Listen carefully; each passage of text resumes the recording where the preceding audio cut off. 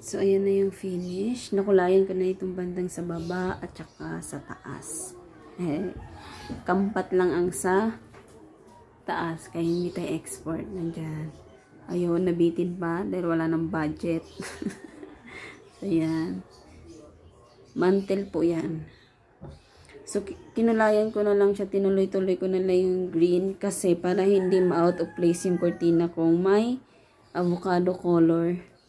Ayan. Kasi pag inisip ko kasi kahapon, i-blue ko sa baba para maging part siya nung kulay nung itong design ko na mantel.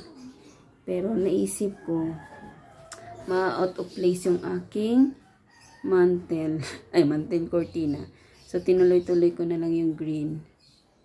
Ayan. Ayan. Ayan yung table ko. Ganyan yan siya. Ayan. Ganyan po siya. Sa may pinto.